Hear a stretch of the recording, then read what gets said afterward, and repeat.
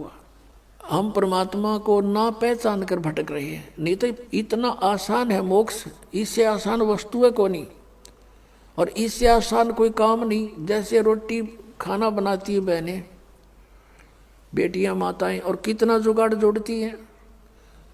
अब गिनती भी ना हो, इतने आइटम इकट्ठे करने पड़ते हैं। परात है, कितना फिर तवा, चूल्हा, लकड़ी, तेल है, और फिर कटोरा, फिर चम्मच, फिर नमक, मिर्च, नरी आइटम इकट्ठी करके, और फिर आटा बनाना, फिर सब्जी काटना, छोंक लाना है। और इसी गर्मी हो चाहे सर्दी, उसमें वो चाहे वर्षा हो। अब तो कुछ एक गैस के चूल्हे चाले हो गए, नहीं पहले तो लकड़ियां जलाया करते थे, अब भी जलाते हैं। 90% लोग लकड़ियों से ही अब खाना बनाते। तो गिल्ली हो जाए वर्षा के दिनों में, वो जल के देना, फूं फूं आँख लाल हो जाए, और फिर भी बना के छोड़े हम। और परमात्मा के भजन में कुछ भी तो ना, जीभ भी ना लानी, अरियो ना होता हमारे थे, देखे खोटे लाग रहे।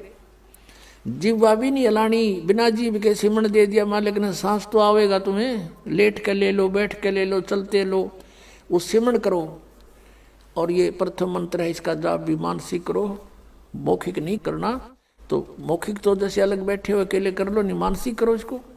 तो इस तरह इसमें कुछ भी ठाके ना लेना, और ना कोई जुगाड़ जोड़ना, और यूँ भी ना कर सकते फिर हमारे जैसे नालायक नहीं, फिर हम किसे भगत है। तो कहने का भाव ये है कि ये सबसे आसान है मोक्ष पाना। अब हम उसी प्रसंग पर आते हैं। तो ऐसे परमात्मा हमें चार्ज कर गए, और चार्ज करके चले गए। मालिक सहश्री राय थे, सहश्री चले गए। तो हम मालिक को नहीं पहचान सके, इसलिए उनसे विमुख हो गए थे। परमेश्वर ने एक लीला की थी। अब परमात्मा के बहुत से शिष्य हो गए, और सत्संग किया करते थे। वहाँ पर भक्त आते थे, बेटियां बहनें भी आती थी।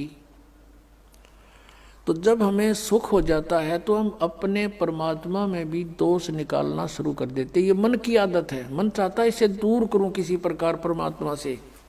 एक वैश्या थी गणिका, उस बेटी ने, बहन ने रात्रि के समय सत्संग सुन लिया। कोई दया हुई परमात्मा की, वह झांकी में बैठ गई अपने मकान में। रात का समय था, कहीं दूरी पर सत्संग हो रहा था, और रात्रि का जो साइलेंट पीरियड होता है, बिल्कुल शांत मौसम होता है, वातावरण, दूर तो का आवाज़ जाती है, और परमात्मा तो चाहे उसको सुना दे घर दूर बैठे। तो उस बेटी ने सारी रात सत्संग सुना कि मानुष जन्म परमात्मा पाने के लिए प्राप्त हुआ है, और इसकी भक्ति ना करके असंग जन्म कुत्ते बने, असंग जन्म गधे बने। वो सारी डिटेल मालिक ने सत्संग में सुनाई। तो उस बेटी का एकदम प्रेरणा होगी। पुण्यात्माओं, सत्संग एक ऐसी वस्तु है, ये ऐसा तत्व है कि आत्मा को जोड़ कर धर देता है, चाहे कसाई भी क्यों ना हो। तो उस बहन की नींद हराम होगी, तेने तो जुल्म कर दिया, तेरे तो कोड लगेगा, बुरा हाल होगा, और शुभ काम कोई बना नहीं है भगवान, अब क्या बने। सारी रात बेचैनी में इधर उधर घूमती रही। जब सत्संग के बोलिया तो अगले दिन वो फिर मालिक ने दया करी, वहीं आसपास किसी दिन 1-2 दिन के बाद वहीं सत्संग उसके हो गया आसपास। अब वो लड़की वहाँ पहुँची, परमात्मा से कहा कि हे गुरुवर, क्या मेरे जैसी पापन का भी उद्धार हो सकता है।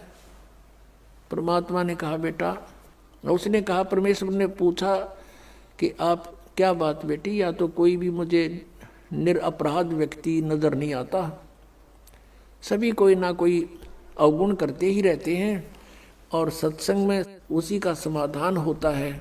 उस लड़के ने कहा, परमात्मा मैं तो बहुत निकम्मी औरत हूँ, ऐसे ऐसे मैं गणिका हूँ, वैसा हूँ, क्या मेरे जैसी दुष्टा का भी उद्धार हो सकता है।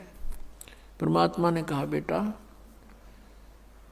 अब कितना ही मैला कपड़ा है उसका साफ करने का तरीका साबुन और जल है। सत्संग यही काम करता है। लेकिन बेटी, पीछे बनी सो बनी, आगे मत करना। कान पकड़ दिया उस बेटी ने कि आज के बाद परमात्मा कुछ भी नहीं करूंगी मैं, अपना मांग का भोजन खा लूँगी। फिर परमात्मा ने कहा बेटा जो भी तेरा ठीक है संस्कार था, लेकिन इस संस्कार को चेंज कर देंगे हम, भक्ति करना। अब उस लड़की ने उपदेश ले लिया। अब पुण्यात्मा जिसका लागे सोतन जाने, उसने तेन सोचा तू मरगी कति बिरान माटी होगी तेरी, और उम्र भी 40-45 के आसपास हो चुकी है। और पुण्यात्माओं को ये काल जगह जगह अच्छी बुरी तरह फंसाता है।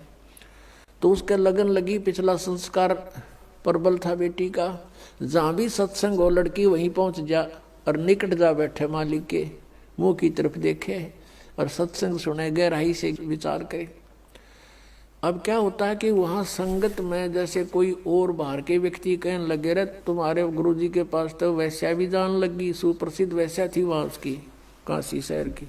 तो कुछ एक ने तो अपनी बहन बेटियों को, अपने जैसे पुत्रों को जाना बंद करवा दिया, और कुछ एक जो वहाँ जाते थे वो उस लड़की को धमकाने लग गए, तो मत आया कर यहाँ पर, तूने गुरुजी की बेइज्जती करा दी है, सारे शहर में चर्चा हो रही है। अब वो रुके क्योंकि उसको तो मुश्किल तरह पाया बेचारी ने, और वहाँ से दूर होगी तो उसने हिसाब ला लिया कि तेरा तो नाश हो गया, नरक में भी ठिकाना नहीं है।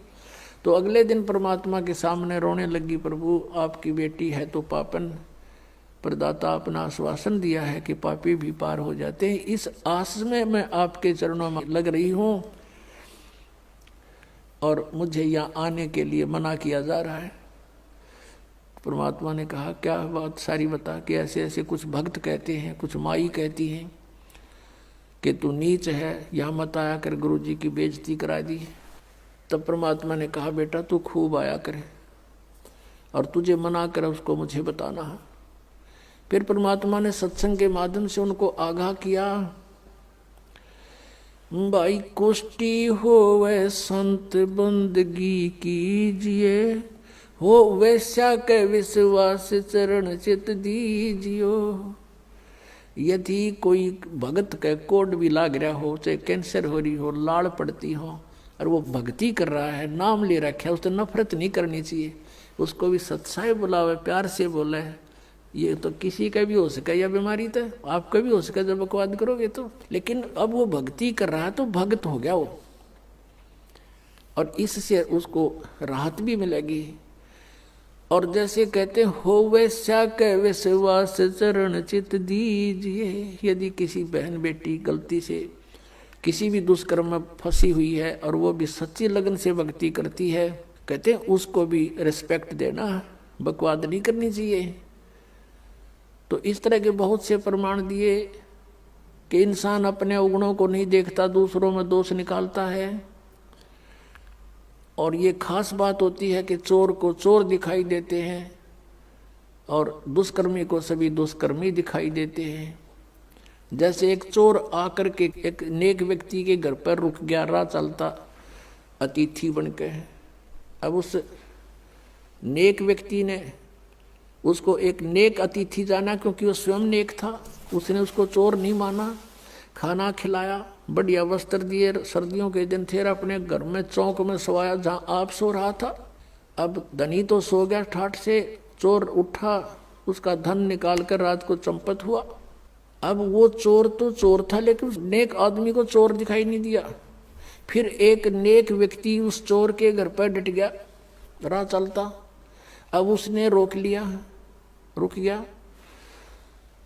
अब वो नेक व्यक्ति तो सामने सो गया उसके घर पे, और वो सारी रात जागता रहा, कदे यूँ चोरी कर ले जा रात ने, कदे चोरी कर ले जा रात ने, यूँ जागता रहा। क्योंकि वो दोष उसमें खुद विद्यमान था, उस नेक व्यक्ति में नहीं था, अतिथि में।